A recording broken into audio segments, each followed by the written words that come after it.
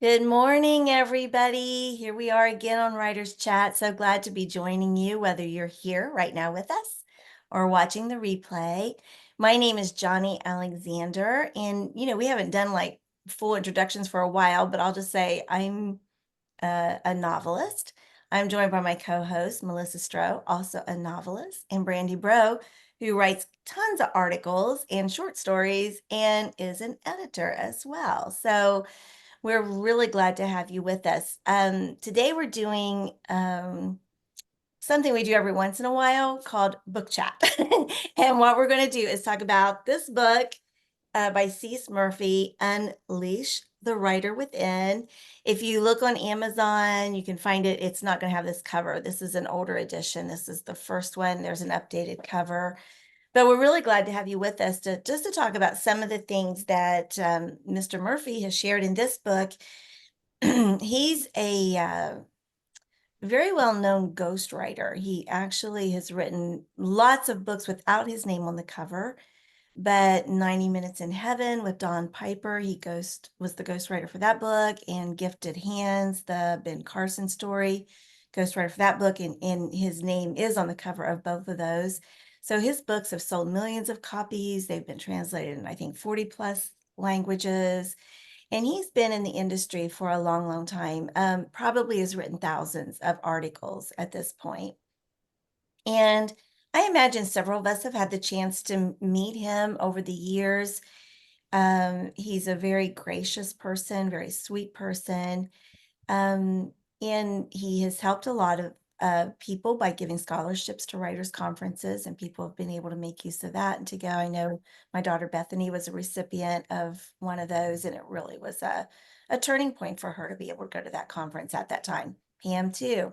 Me too. So, and Brandy. So yes, I mean, he's really has had a wonderful impact on and a positive impact on our community. So what we're going to do is at the end of this book, excuse me, my voice. Mr. Murphy has these aphorisms. He's well known for these, for making up these pithy little statements that he likes. So Brandy's going to read. There's one per chapter. There's 27 chapters in this book. So you can see it's a pretty quick read, really. The chapters are fairly short. She's going to read them. And what we need you all to do is like jot down the number of ones that really sort of stood out to you. And then those are the ones that we'll come back and talk about after she finishes reading the list. Over to Yes, you, so Brand. each aphorism, if I said that right, my mouth is not always working. Um, there's one from each chapter. So there are 27 chapters and 27 of these, and each of them really capsulizes what each chapter says. So let me start. I write to find out who I am. I write because it's my gift. The more I write, the more I know who I am. Number 3, if you focus on being different, how can you be true to yourself? And if you're not true to yourself, who are you? Number 4, I may never fully know the real me, but I search for my true self. I learn many lessons on the journey. Number 5, I am conceited enough to write. I am enthusiastic enough to believe I have things to say. Number 6, the better I know myself, the better I write. The better I like myself, the better writer I become.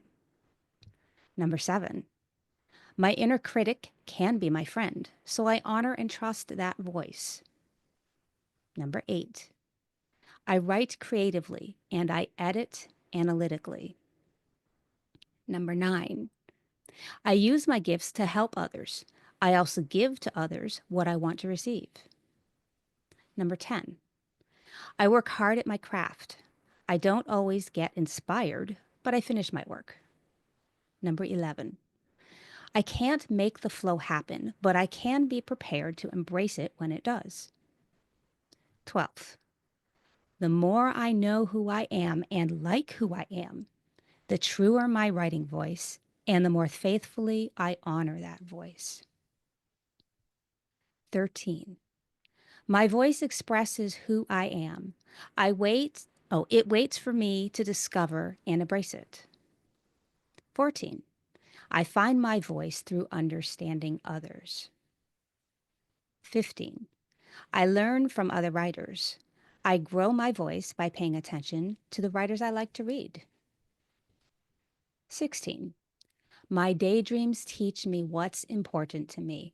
My first task is to pay attention to them. 17. When I'm blocked, I listen quietly and compassionately. My deeper inner voice wants to tell me something, something I need to know. 18. I am committed to move deeper into myself, no matter how painful. 19. I feel afraid when I bare my soul. I run the risk that others will despise me, ridicule me, or ignore me. But that's who I am. That's all I have to offer. 12. When I write from within, I put into words what others think but cannot say. 21. I want to be the best me I can, so I follow my natural rhythm and don't try to imitate anyone else. 22. I spent much of my life being like others. Now I want to spend time being like the real me. 23. Moving out of my comfort zone is right when it's the next best step or if it fits within my superior mode.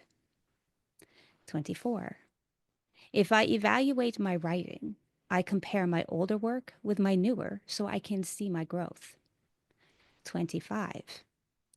I can resent others for their achievements. I can resent others for their achievements, or I can admire them for what they've accomplished. I can determine to work as hard as they do. 26. I'm a passionate person. I can be a passionate writer if I choose. And 27. This is the best I can do at this stage of my development. All right, thank you. So, does anyone have a number that just really resonated with them? They're all so good. I know. And I missed part of them because I looked and I forgot. It's probably in a box of books that was packed away when we had the basement flood. So, but I remember most of them. But 25, you just read about like how it's hard when you're wanting so bad to have something picked up, to have something published, to do something, and other people are doing it, and you feel like you're the only one that's not. And there's that choice. Do I resent other people, getting published and not me, or do I just hang in there? Now, I think a lot of us, especially in the beginning, that's a big, big struggle. Yeah, that's in chapter Number 25. It's 25. called, yeah, it's 20, and it's called Our Envious Nature. Mhm. And even Mr. Murphy admits to being envious of another writer at a time in his career. I think what's so cool about him is he takes things like that and sort of flips it on its head, Mhm. because I believe this is a chapter where he says,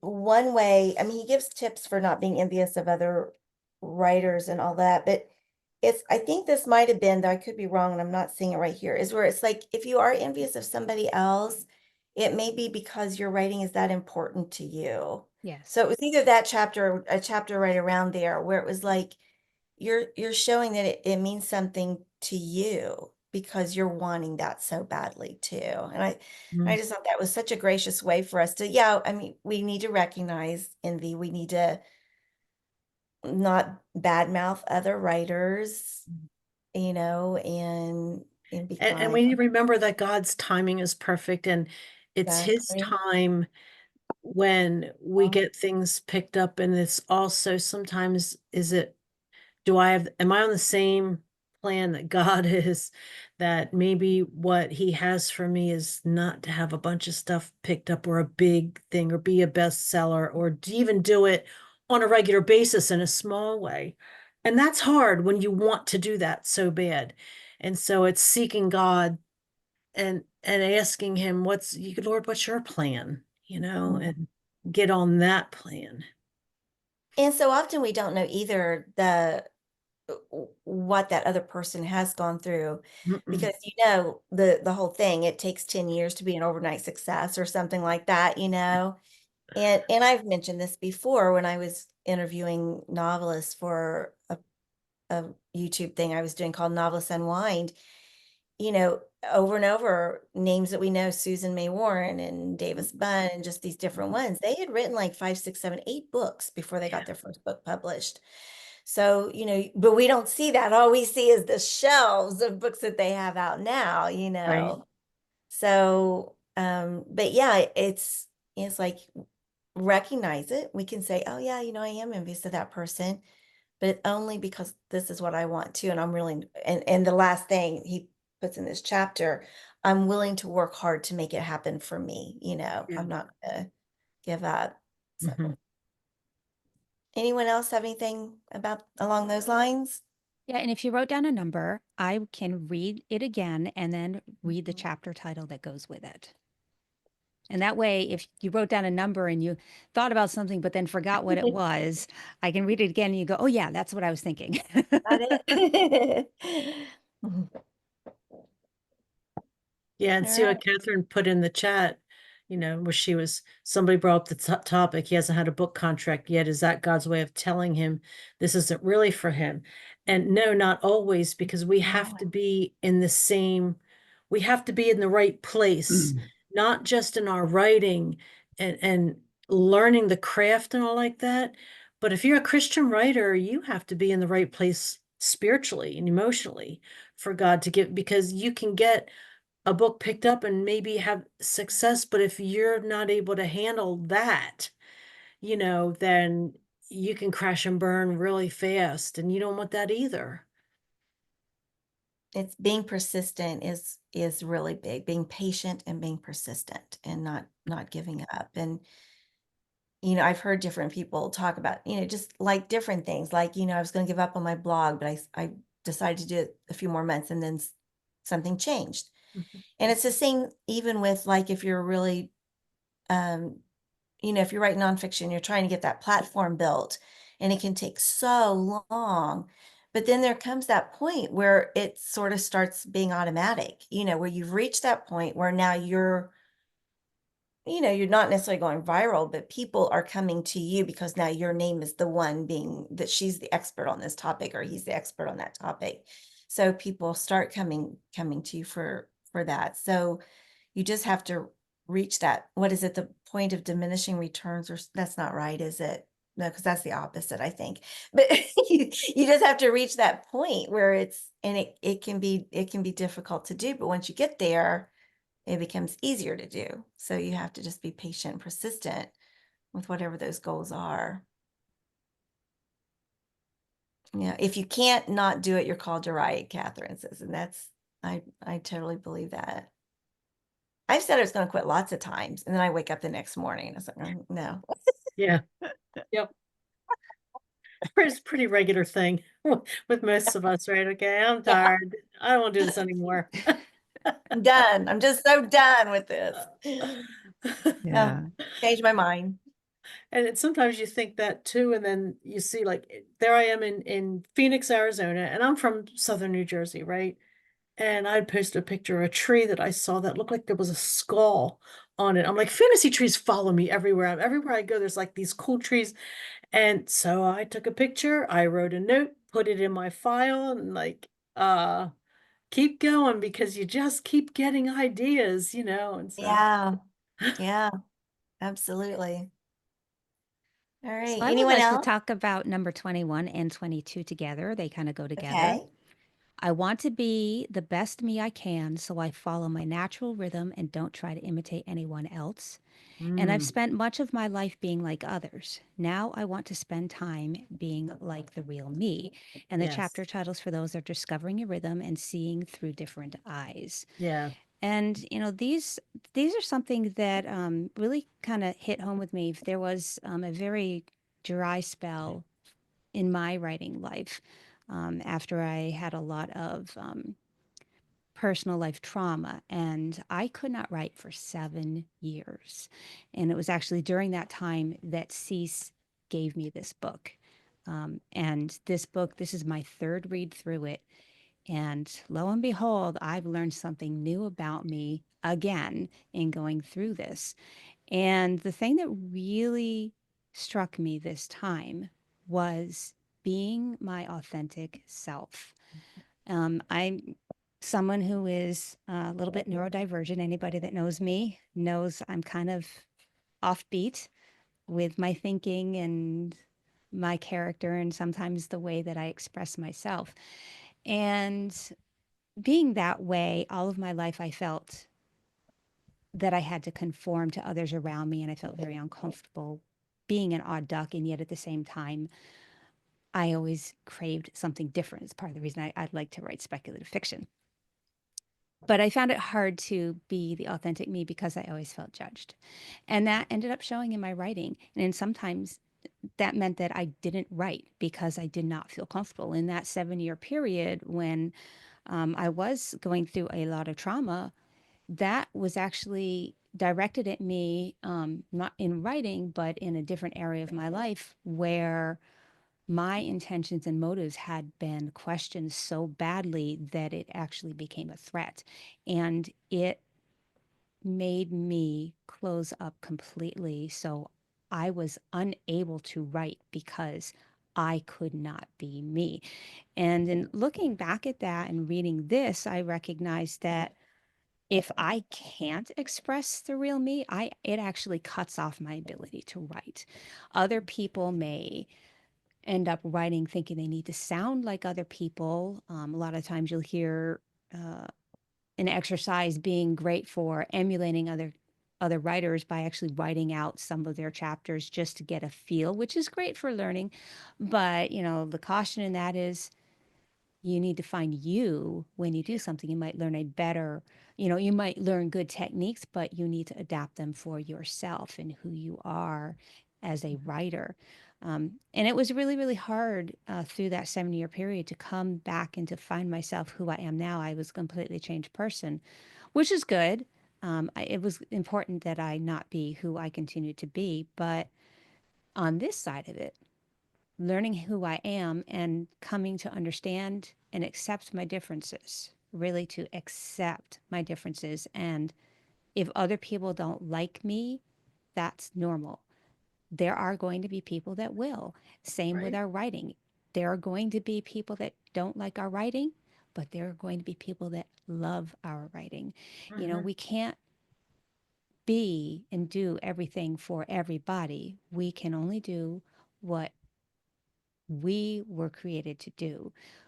It's been said only you can write the things that God has given you to write it. And it is so true, is because Yep. it comes out of your own personal worldview, your own personal filter, your own personality. And when that you allow that to show up on the page and in your words, becomes your voice, and it's that voice that resonates with the reader. So that's something that really, really stuck out to me in reading this time. Anybody else have thoughts on that? I learned that too with, we don't write for everybody. When I write something, I'm writing for my readers, whoever they are. Mhm. You can't write, nothing is for everybody except the Bible, you know? So, um, I mean, really, and then there's a lot of people that don't think that, and that's fine, but that's the only thing you could say that's ever been written that is for everybody to read. My stuff's not. And being my authentic self, has I've heard from a couple, one in particular writer I admire, that I'm mediocre. And I'm like, but you're not, like, you're clearly not my reader, Right. and it's okay. And at first I was very upset, then I thought, she's not my reader, so I'm not gonna worry about that. But that took a long time, and Cease helped with that, and going to conferences and taking part in things like this, like in writers chat and critique groups and things like that. I think if we do all of that stuff as best we can, what we can do financially, and if our kids are grown or whatever, that helps us find who we are as a writer. Because who I am as a writer is different than who I am as, playing the piano at church or being a mom or a grandmom and all, we have to figure that out. And yet those parts of you still filter into your writing. Yeah, they do. Mm. And it doesn't come fast. I think a lot of people want it to happen with, oh, I've been writing for a year. A year. I've been writing for a year. You know, It took me 12 years to write Fairy Eater. So, it just, you Well, learn. It's all the stuff you learn along the way. And that's why what is it? The sophomore novel usually isn't quite the same level as the debut novel, because you wrote the debut novel in 12 years, you wrote the sophomore novel in 9 months, and it yeah. shows. Yeah. And I'm that's not saying okay it's too, with right? everybody, but that is, I mean, and there's a fear there. It's like, you did the one and now you've got this deadline, and it's like, okay, how am I going to do this? I really don't know how to write a book that Mhm. quickly. I've never done it because I've taken years to write everything I've written ahead of time. So, Jumping off of that, I have a kind of cool story to relate, spurring off sometimes it takes years, sometimes it takes 2 decades to get a series out or one book. And uh, God's timing is definitely not your own. And sometimes the people that he has in mind for your books haven't even been born yet. And yes, this that's is a going to good be a point. cool story for you. It'll really resonate with you, Brandy, because I got to be encouraged by a young lady who was born the same year that Jaylee was and Wow. had heart conditions when she was born. And I prayed for her because she is the daughter of my friend at church. And she has become a super fan of my books. And she Mm. came to me this Sunday just going off about how much she loved them. And she wants to be one of my alpha readers so that she can read the next books in the series. And she's asking all sorts of questions. I'm like, I remember when she was born and I was praying for both her and Jaylee at the same time because their lives were hanging in the balance. And God used her in a miraculous way. And he blessed both those girls. And now she's come full circle to encourage me at And a at that time when time, you I'm, were editing that book, yeah, yeah, and you were wondering, why is this taking so long? Maybe I shouldn't, maybe I should give it up. But mhm, no, and because you didn't, and it stuck and it held on. Wow, that's just yeah, amazing. yeah, And, young and we never 15-year-old get to the girl. point where we see what God's doing if we give up. Yeah, yeah. So take heart, even if it takes 2 decades or your readers haven't even been born yet. God has his timing and he does some pretty awesome things in the journey in between. I love that about writing. It's a time travel device. Really It is. It really is. is. You're Yeah. right. You're You right. That's can hear and that's a cool connect with thought. the author every time you read, and it doesn't matter if they've been dead for 200 years. There was one time that I read the Bible and I was reading the words of Moses, and all of a sudden I heard his voice as I was reading. And it was the most amazing overlay experience at that time. And I think that was like the first time that I had had that kind of experience. But it's like in that moment, I heard Moses, I heard the man, and it was just amazing. And Mhm. obviously gone for a long, long time, but yet his words carried who he was onto the Yeah. page. Yeah. That's very cool. Okay, so JJ has a cold, but she mentioned, so she doesn't be on camera, but mentions number 14. So we want to go to that one. Yep. Okay. Number 14. I find my voice through understanding others. And the chapter title is Finding Your Voice Through Others.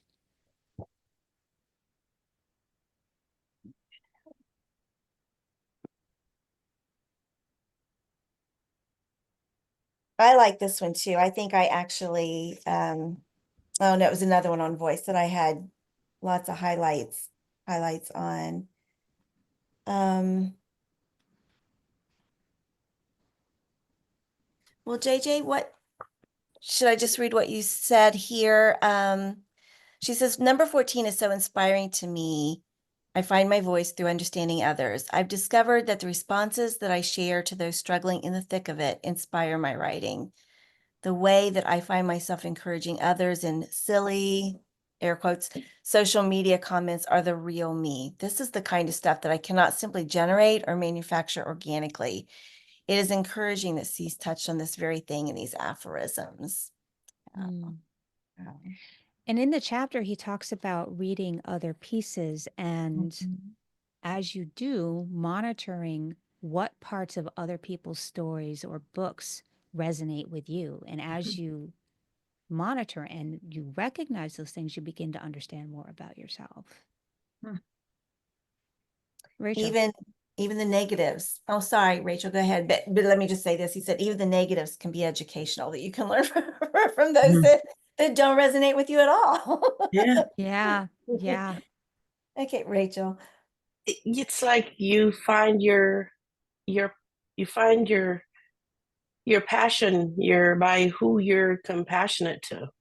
You know, those others sort of, you recognize you're part of your call to minister to them in your writing. They're sort of like directors, if you will, sometimes. Mm. That's a neat thought. Mm-hmm. And on the flip side, you also learn what you really don't like. And that's Which valuable as well. which is this which likewise, you know, you learn what you support, what you don't, and pray to God to help you to communicate that truth with Yes. love, if you will. So actually, I'll share this. It was one of those moments that's so vivid to me, and it was so surprising to me, but so true. I had a meeting with Larry Leach after a conference once, and we had a Zoom, and he said to me, "Why do you want to write your book?" And I felt like I almost yelled at him, and it was totally unscripted. And I was like, because I love truth and I hate injustice. And I was just like, oh my goodness. So, and that's looking at others, you know, that is the others, looking at what's gone on and what's going on out there. Love that. So We just so keep you doing know, one of Cease's how do you say this? One of Cease's well, I don't know, introduction, if you will, one of the first things he said to me when he sent me back one of my pieces was, "Where's Rachel in this piece?" So yes, he wants you to be your authentic self, if you will, because if there's anything he does in this book and working with him in person is, I've said he unlocks me, and there's no hiding. Like, he knows when you're hiding or when you pull back and you reserve part of yourself. Mm-hmm. You know, when it comes cheap and there's no blood on the page, Right. I don't get away with it. Yeah. I have to That's say, a this gift book was too. instrumental in healing me as a writer. It was one of the key things that helped heal me as a writer. I'm curious, did anybody resonate with number 16, which is my daydreams teach me what's important to me? My first task is to pay attention to them, which the title of that is Learning from Your Daydreams.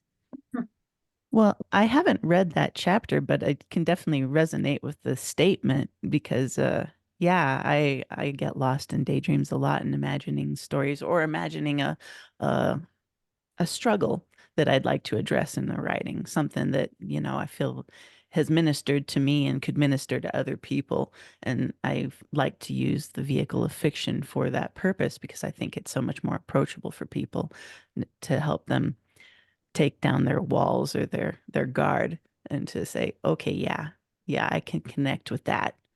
And so, yeah, I imagine scenes or imagine circumstances where these things come up and it inspires me, and next thing you know, I'm writing them. Yeah, it's the eternal what if question, right? That's important to writers. Well, what if? What if this happened, or what if that happened? And what if we could do this or not do that? And so, yeah. It's a very freeing thought. It's Mhm. space to breathe. I was like, thank you for the permission. It's not a sin to daydream. It's Right? part of being still and listening to yourself. and listening to God in a way. Like Mhm. where is that coming from? Is, let God speak to you in that space. Yep. And then please write it down. Not later. Then. And because you think you're gonna, Then oh, I'll never, definitely never, remember ever, this. ever, ever, never, ever Which remember it after. which totally throws me to my favorite part in the book: vomit on the screen. Mm. Get it out. Don't let your editor come in and squelch your creative voice. Mhm. Just hold them back. Don't ignore them. I like that too. Don't ignore the editor, the analytical side of yourself, but to write creatively and edit analytically, just vomit it on the screen, get it out, because like you said, you cannot edit an empty screen or an empty page, if you True. will. Yeah. So That's just true. just do it. It doesn't matter if it's garbage. Just get it out. And what I'm figuring out just on my own about the creator critic side of our brain is that, like, a lot of us see that critic side as this is analytical, this is the editor, this is the, grammar and punctuation like this. And maybe this is just my process, but there's a very creative part to the analytics side as well. And Joyce Magnum once said she always felt like she was at her most creative when she was revising. And that's what got me thinking of, well, that critic side isn't just a critic. It can also be creative in that. And so I'm making friends with that part, that side of my brain, more and more the more I write. That's Yeah, my and favorite that part think of touches of on writing. number 7. My inner Right. critic can be my friend, so I honor and trust that voice. Chapter title, Your Inner Critic. Yeah. Yep. That's my favorite part is the revising. It's like because you've already got stuff on the page, you already know where the story is, and then just being able to deepen it and strengthen it and Mhm. just make it better. That is my very favorite part of the whole writing process. Mine too. Well, I mean, Yeah. think of it like a sculpture. When they Mhm. start, they have the semblance of something. It's recognizable. You could leave it as it is, and that revisiting is like then bringing out those fine lines and details and having that distinctive touch to it. Yeah. I have Yeah. a trouble though when my inner critic tries to control the creative process by outlining something to death or demanding to have an outline to know where it's going to go before it goes anywhere. And that doesn't work for me. And I get frustrated with that part because I know I have to let the creative side just go by itself. And it's really hard to pull back and allow that to happen. Yeah, I very rarely can just spew it all out, but I don't know. I like I edit as I go. I know they tell you not to do I that, do but that too. Hey, I it can't also really, talks about be yeah. authentic to you and do what works for you in your Right. process, right? Yep. Yep. And And I that's, think that it doesn't have to be in one order or the other too. It's okay for creative brain to come back over and say, okay, I see what you're saying, analytical brain, but let's right. try this. Yes. Yep. Mm-hmm. Exactly. Mm-hmm. So you can go back to those outlines, Brandy, and say, okay, this is a good point, but no, let's go here. Hmm. Yeah. Separate it. Yep. Yeah. Yep. Yep. I'm That kind of gets sitting in back the to middle of a the mess right now that's I'm looking back and going, oh boy, I have I'm gonna have to recreate some of this stuff, but it's like I have an idea that is like morphed into like 5 different books. And it's like, okay, octopus brain has just gone and now I need to figure out what to do with it. That's right. Write down, have a notes file or a future ideas file, get it written down, and then I don't have to think about it because I already know what's written down and then I can get back to what I'm working on. if we go back to discovering your rhythm, there's on page 107 again in this copy. It says live with yourself, and he's talking about these different processes. And some people are like, he's a very self-disciplined writer, very organized. He said other people aren't. They wait till it's, oh, the book's due in 5 weeks, I better get started, kind of thing. And he says live with yourself. But this was what struck me. You might change a little, but probably not much. And it's like, you know what? It's true, because I have tried for years to be that self-disciplined, write 4 hours in the morning. I write so much better if I can write in the afternoon and stay up half the night, but that's not easy because of living situations, right? Yeah. Or Right. other obligations. But it's like, yeah, that's probably not going to change. I am probably never going to be the person to get up and be at my desk at 8 or 9 o'clock and write for 4 hours, then have the whole rest of the day free. It's just Nope. not, Me either. Nope. not as much as And I and my want. brain doesn't plug in until later. Well, No, and it's like that's there's all these little tasks that need to be done. It's like, okay, I've got to get all those done, and then I can just focus on the writing, and it's like Yeah. it's hard for me to flip that and focus on the writing first, and then the end of the day be doing the little tasks. So but I love the way he said that. Yeah, it's like You mental want to clutter. change You a have to get out of little, the way. yeah, Yeah. Yeah. right. But you're not going to change much. It's like, okay, yeah, I guess, yeah. So again, discover your rhythm, embrace it, live with it, work Right. with it. I just got to right. say that Well, he mentions that he gets up at 4 in the morning, or he Yes, used to get up at yes. 4 in the morning, and then he would Jog, go for a run. jog, and then he'd be at his desk at like 7 in the morning and start writing. And he said, but that doesn't work for everybody. Some people, they're active and they're still writing when he gets up. And I really appreciated that line, because I don't know how many times I've been up at stupid o'clock and I'm like, I should be in bed. I should be in bed. And maybe I should be in bed, but my brain is active. And it's quiet. I mean, the house is so Yes, it's quiet. quiet. I have a Lose lot of track of people in my time. house, and my Yeah, brain me needs too. quiet to be able to focus and think. And so when it finally gets quiet, that's what part of the reason it turns on. Mhm.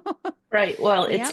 it's on for me that sometimes that is undistracted and guilt-free writing because Mhm. nobody else is calling for me. Yes. Right. Yes. And you're So, not missing out on other stuff because it's like there's still a lot of people in our house and they have these conversations. And I want to be part of those conversations.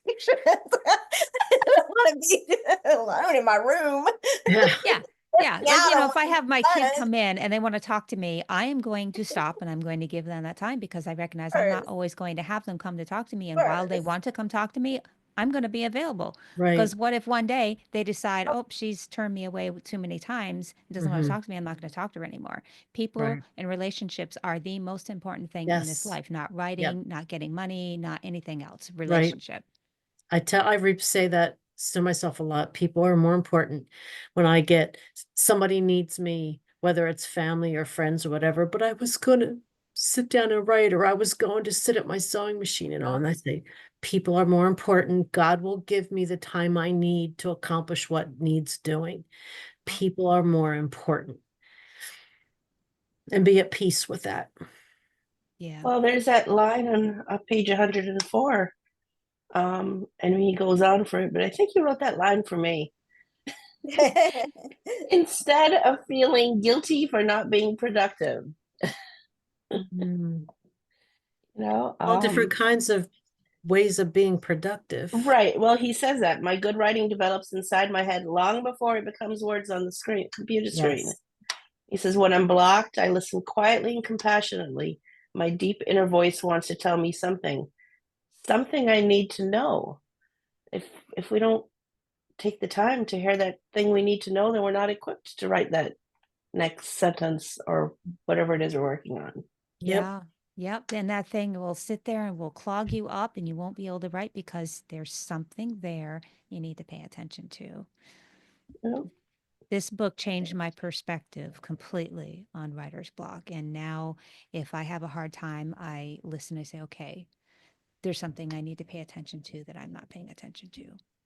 And it may have absolutely nothing to do with writing. And that's fine because, we write out of who we are, right? If we're being authentic on the page, other life stuff can block us up from our writing. And it's important to understand what that is. And if we don't understand, I'm one of those people that, he mentioned something in here. Did I mark it off? I hope I did. I originally did. Well, basically it was in that section, where something is not right on the inside and it might be screaming, yelling, but the outer conscience doesn't hear it well. It just feels it in its presence. And so it can show up as like writer's block or something. Mm. And so you don't necessarily know what the inside is screaming at you for. You just feel it playing out in your body in some way. And that happens to me a lot. Something will be wrong. It gets covered over with all kinds of other stuff. and I can't discern the real core source of it. And I have to stop and I have to dig around a little bit, go before God. This is one reason I journal, because it allows me to start talking about stuff and peeling back the layers. And usually on the page, by the end of the page, I will have uncovered more of what I'm feeling and what's going on underneath that got hidden, that showed itself physically in my body, but I could not get with my conscious brain. And then Hmm. you work through that, and then you grow and you're like, okay, and you begin to move and learn, and then it frees you up to be able to continue moving on.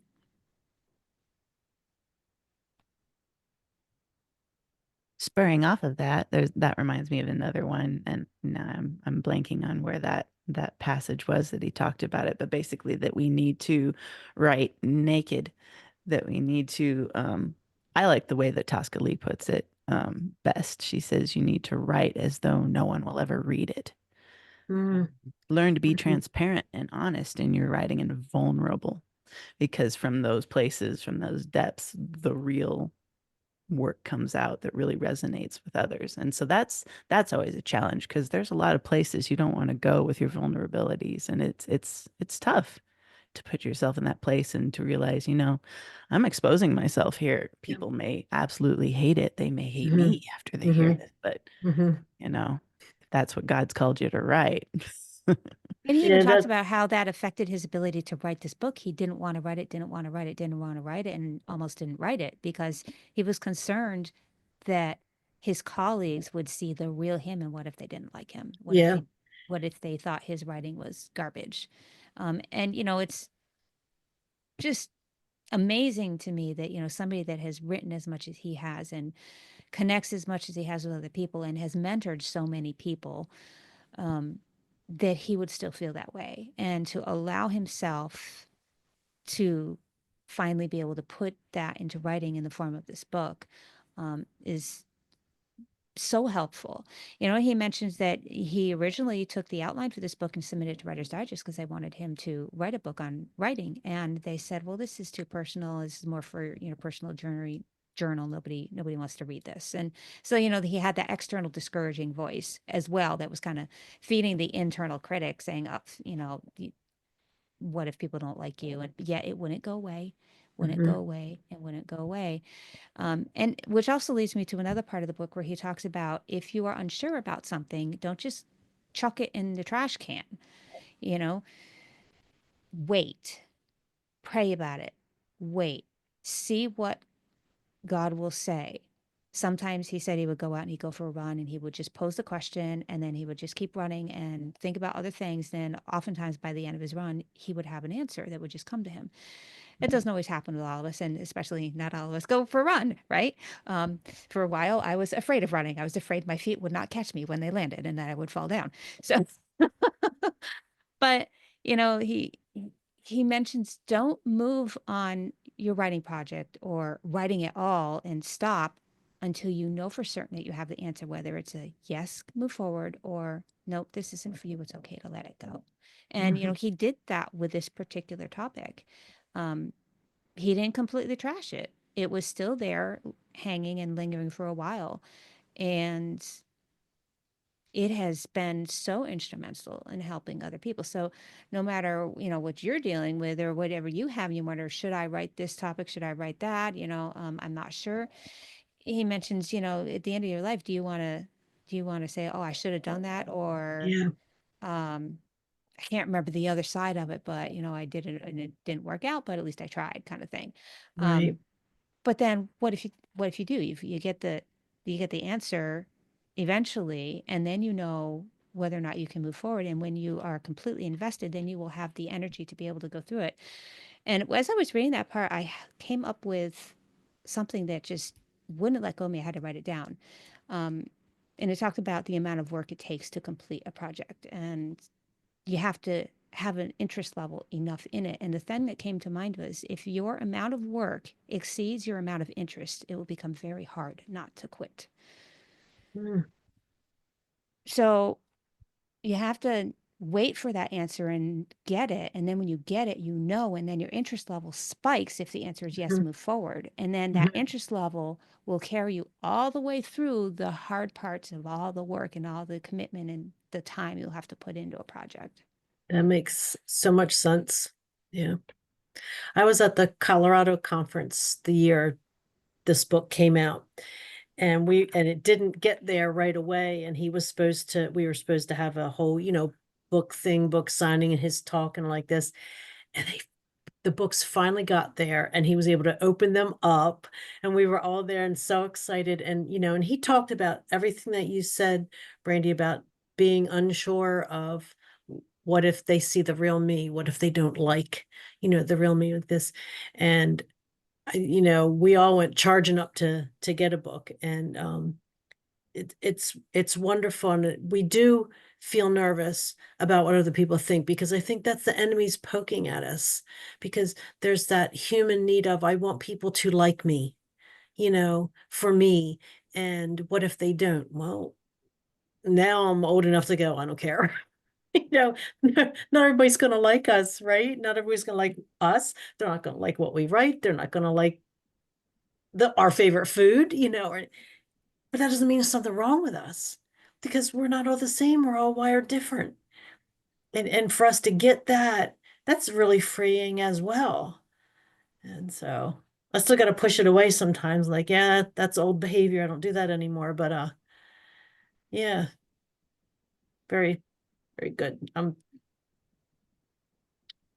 have to find that box of books now, pull it out so I can read it again.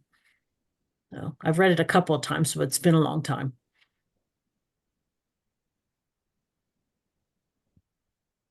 All So we're right, getting close let's to the go top of back the to, hour. Does anybody have anything else? yeah, let's go back to one more just really, really quickly because oh, I just lost it again. Oh, I don't always get inspired by finished my work because of, we're talking about the passion and all of that. But he also gave that example of when he was ghostwriting for somebody and came to a part where he didn't quite agree with what the guy was saying, but it wasn't his story. It was the other guy's story, but it really stymied him to have to try to write that section. And he did say it was not a truth or error thing. It was more of a matter of opinion thing. And during his devotional time, I believe it was Psalm 54. I'd have to look to make sure. God says to him that, one thing people do are keep their promises. And he realized he had to keep his promise to make this the best book it could be, Mm. whether even when it hurts, even when it wasn't what he wanted to do. And I'm not sure that was in that same chapter, but I think that is really important that, when we say we're going to write something, we need to write it. And if we say we're going to meet a deadline, I mean, I haven't missed. I've asked for extension a couple times on deadlines. I absolutely hate doing that. I want to get that book in Same. on time. I want to be the author that can be counted on, Yeah. and I think we should strive to do that. So unless there's just some kind of crazy thing going on, and it does happen, we should do that. And, sometimes we lose the passion for something, but if we're already contracted, we need to do it and we need to do our best at it. And we need to figure out Yes. how to do our best at it, even if we're not feeling it. So Right. I don't want to end on a downer note though. So Well, no, he also talks about he passed on contracts too that just yes, did not fit him. And that's also an excellent wise decision. Once you're in a contract, yes, absolutely follow through and finish the job, do it well as best you can for the glory of the Lord and to please him. But then don't sometimes pick up another even one like it if you don't like that one, yeah, right? sometimes, well, and he talked about, well, I have to say no to something else that's going to come up do I like this one enough that I'd be happy saying no to anything else? But, that's sort of, you earn that right, I think. When you're starting out, sometimes you just do whatever you need to do to keep the writing and to keep the learning and you just don't know what God's plan is for you in that path. And you've heard me say this, when God puts something in my lap, I say yes, even if it wasn't something I really thought I'd want to do. But I have loved doing the stories in hindsight, not always while I'm doing them, but in hindsight, I'm really, really happy with them. And, so it's like, Cease's earned the right to say no to stuff. But when you're starting out, I think we need to say yes, as long as it's not something shady, but Right. say yes, even if it might not be what we think, because you just don't know what other doors will open, and you don't Right. know that maybe you could do something you never thought you could do. Yep. So, you Yep. know, Yep. And I think it helps us in the beginning too to figure out where's mhm, my place in the writing exactly. world. And your processes. I Yep. mean, you all know I'm a pantser by heart, but I've had to learn to plot to fulfill obligations to Mhm. publishers, and I've had to learn to do that. And actually, I love to do it, but you know what? Still to this day, if I don't have to, I don't do it. Even though I see the benefit in it, I see if I'm not told to do it, I won't do it. So, because it's not necessarily my natural way, but it's a best way. It is the better. I'll say for me, it's the better way Mhm. to go ahead and at least have something, not necessarily an outline, but at least a summary, something. But anyway, Yep. that's Well, let's end on so this note, preachy. which is how he ends his book. This is the best I can do at this stage of my development. Yes. You know, How many of us it's look important. back at early stuff and go, Yes. oh, I was so bad back then? But we should be seeing that we got better, right? Absolutely. Absolutely. Unless sometimes you have a story, like I have a story over here, where it was okay, and then I revised it, and I think I made it worse. So then I had to go back and like, oh no, I have to fix it because I hyper focused and then I had too much stage direction everywhere. I'm like, okay, now I need to go back and fix it. But after I go through this and finally revise it this way to take out all the overwriting that I put in, bad idea. Maybe it was a clue that I should have stopped then. But once I fix this, I'm going to declare that this is the best that I can get it at this stage in my development and then send Mhm. it out, release it Yes. so that I can focus on something else. Yeah. Because, we're always going to learn and grow. And if we keep waiting for something to get better and better and better, we won't send anything out. And Right. what if Cease had never sent this out? Yeah. Right. None of us would have read it. Yeah. None of us would understand a lot of the profound things that he actually had to say in there about Mhm. our inner character and us as Mhm. and how it affects us in writing and being authentic on a page and how much we Right. need that. Could he write it better now? Maybe, but this is what we needed at that Right. time, right? And so we do the best that we can in the moment and allow it to be okay And and then send it send it, out. like you said, send it out, get Send it it. out. Jerry Spinelli, I was at a highlights thing years ago, and Jerry Spinelli told us you can edit forever Mhm. because every day you wake up, you're a new person because of what happened to you yesterday. So you have to get to the point where you say, this is as good as it gets today, send it out, start your next project. And Yep. that whole long weekend I was there, that's what I brought out of that. Yep. And that's helped me a lot. Yep. And Now, Cecil's saying the same thing. speaking from the editorial side, you can take some of your work and you can work with an editing coach to help you improve your writing and learn how to grow and use your own work to do that. And that's a great thing to do. But at a certain point, when you get a little bit more under your belt, so to speak, pardon the cliche, um, and are able to do a little bit better, know better more how to write and how to construct story or how to construct your nonfiction article or book, then send it out. Yep. Always Absolutely. learning, but still Always. sending out. Yeah. Yeah, Well, yeah, he sort of makes peace with where he is. He doesn't, allow the self-condemnation. He does his best. He has peace with that, but then he's always, you know, looking forward to push him to Yep. still grow, to still Yes. grow. I guess yes. it's like grace, resilience, and persistence.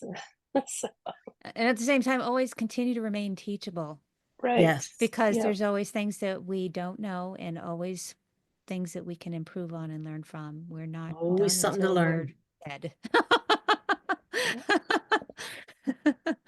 But yeah, I love that. I really love this book. I love going through it again, and I'm sure I will go through it more again after this.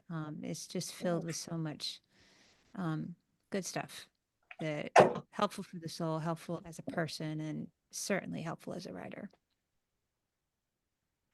Mine's Okay. very well marked. Yeah. Mine too. In fact, I've written in Kind it of a good and like, book.